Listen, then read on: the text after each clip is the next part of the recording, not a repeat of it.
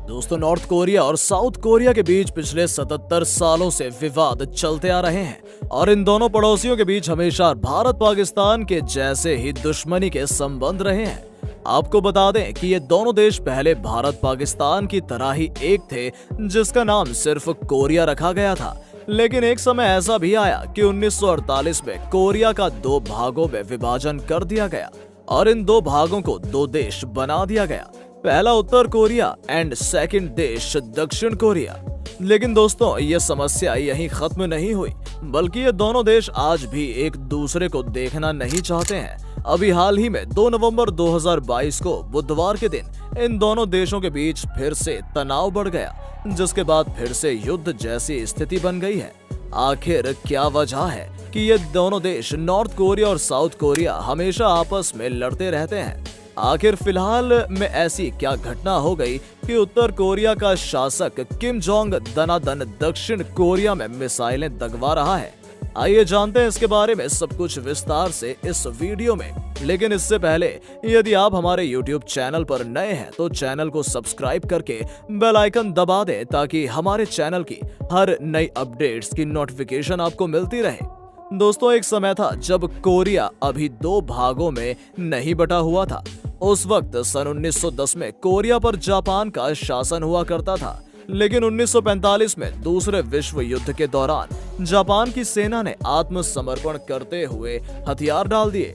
इसके बाद कोरिया को जापान से तो मुक्ति मिल गई, लेकिन उसके ठीक तुरंत बाद सोवियत संघ के सैनिकों ने कोरिया के उत्तरी भाग पर अपना कब्जा जमा लिया और कोरिया के दक्षिणी हिस्से पर अमेरिका के सैनिकों ने, जिसके बाद उत्तर कोरिया और दक्षिण कोरिया के बीच साम्यवाद और लोकतंत्र को लेकर विवाद शुरू हो गया, जिसमें उत्तर कोरिया रूस और चीन की तरह साम्यवादी देश बनना चाहता था, तो वहीं दक्षिण कोरिया अमेरिका के पक्ष में लोकतंत्र देश बनना चाहता था।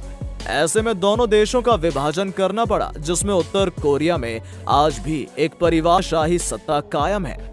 जिस देश को आज के समय उत्तर कोरिया का तानाशाह किम जोंग चलाता है, तो वहीं दक्षिण कोरिया लोकतांत्रिक देश है। यहाँ के प्रधानमंत्री हान डक सू हैं। ये देश अमेरिका का सबसे बड़ा मित्र है और देखा जाए तो फिलहाल में दक्षिण कोरिया काफी संपन्न देश बन गया है। स्मार्टफोन कंपनी सैमसंग इस देश की कंपनी है, जो स्मार्टफोन बनाने के अलावा और भी कई इलेक्ट्रिकल्स गैजेट्स बनाती है, जिसके प्रोडक्ट पूरी दुनिया में सेल होते हैं। जबकि वहीं उत्तर कोरिया पर तानाशाह किम परिवार का शासन है, जो दुनिया में हमेशा अलग थलग ही रहता है। जब कोरिया का सन 1948 दो भागों में विभाजन हो गया, तब से लेकर आज तक इन दोनों देशों के बीच कई बार छोटे बड़े युद्ध होते रहे हैं और सुनाव की स्थिति बनी रहती है। लेकिन ये मामला तब ज्यादा गंभीर हो गया जब उत्तर कोरिया के तानाशाह शासक किम जोंग ने दक्षिण कोरिया की सीमा पर 180 लड़ाकू विमानों को भेज दिया और अभी तक पिछले 3 दिनों के अंदर 80 मिसाइलें भी दाग चुके हैं, जिसके जवाब कार्रवाई में साउथ कोरिया ने भी उत्तर कोरिया की समुद्री मिसाइलों पर 3 मिसाइलें दागी हैं। बताया जा रहा है कि कोरिया युद्ध खत्म होने के बाद ये पहला ऐसा मौका है जब उत्तर कोरिया और दक्षिण कोरिया के बीच इतने बड़े पैमाने पर मिसाइलें दागी गई हों। अभी हाल ही में रूस और यूक्रेन के बीच जारी जंग ने पूरी दुनिया को काफी नुकसान पहुंचाया है। ऐसे में अगर फिर से उत्तर कोरिया और दक्षिण कोरिया के बीच युद्ध हो गया, तो यह युद्ध पूरी दुनिया में तबाही मचा सकता है। दोस्तों, आपकी जानकारी के लिए बता दें कि अमेरिका और दक्षिण कोरिया दोनों मिलकर विजिलैंट स्टॉर्म हवाई अभ्यास में लगे हुए हैं। इस अभ्यास में लगभग 240 विमानों ने भाग लिया हुआ है। ऐसे में दोस्तों, किम जोंग इन अभ्यास के खिलाफ है, इसलिए वो दक्षिण कोरिया को युद्ध की धमकी दे रहा है और अपनी सभी विमानों को दक्षिण कोरियाई सीमा के पास भेज दिया है, जिसके बाद दक्षिण कोरिया को भी अपने विमान उत्तर कोरिया की सीमा पर भेजने पड़े। ऐसे में उत्तर कोरिया के विमान अभी भी दक्षिण कोरिया की सीमा पर उड़ान भर रहे हैं और किम जोंग एक के बाद एक मिसाइल टेस्ट कर रहा है। हालांकि इससे अभी तक किसी भी प्रकार का नुकसान होने की खबर नहीं आई। इसमें से कुछ मिसाइलें जापान सागर में भी जाकर गिरी हैं, जिसको लेकर जापान में हड़कंप मच गया।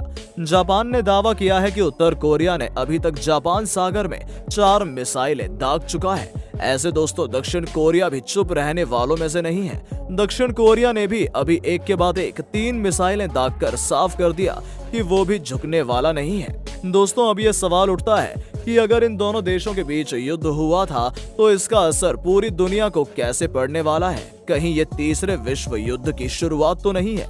दोस्तों हम आपको बता दें, अगर उत्तर कोरिया और दक्षिण कोरिया के बीच युद्ध होता है तो अमेरिका दक्षिण कोरिया का साथ देगा, तो वहीं हो सकता है कि चीन और रूस भी उत्तर कोरिया को सपोर्ट करें।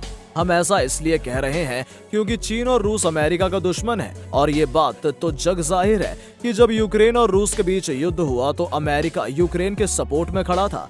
इसके अलावा भी ये दोनों देश आज से नहीं बल्कि बहुत पुराने कट्टर दुश्मन भी हैं। तो वहीं चीन देश की भी अमेरिका से बनती नहीं है, जिसका मुख्य कारण अमेरिका द्वारा ताइवान को सपोर्ट करना है। आपकी जानकारी के लिए बता दें, चीन ताइवान को अपने देश का हिस्सा मानता है और उसे अपने देश में मिलाना चाहता है, लेकिन अमेरिका ने हमेशा ही ताइवान को एक अलग देश का दर्जा दिया है और कई बार अमेरिका नेता भी ताइवान देश का दौरा करने जाते हैं, जिसकी वजह से चीन अमेरिका से काफी चिढ़ता है और इसको लेकर अमेरिका को युद्ध करने की भी धमकी देता है। तो दोस्तों ऐसे में अगर दक्षिण कोरिया और उत्तर कोरिया के बीच युद्ध होता है तो एक देश दूसरे देश के सपोर्ट में आ जाएंगे, जिसकी वजह से पूरा विश्व युद्ध की आग में फिर से समा जाएगा और यहीं से वर्ल्ड वॉर 3 की शुरुआत हो जाएगी।